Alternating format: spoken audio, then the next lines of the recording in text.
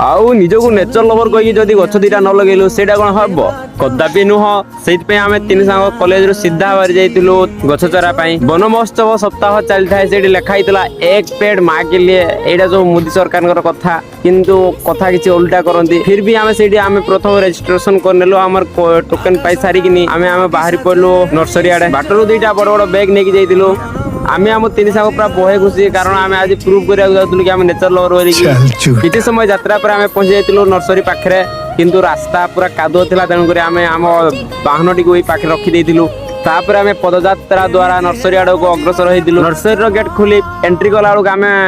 मने मने भाउतिलु कि जने जने महान व्यक्ति पूरा गर्वर सहित पूरा छाती बोले कि चलतिलु पहुंचला बेल को चाचा सेठी सुइथिले से तिले से एई नर्सरी रो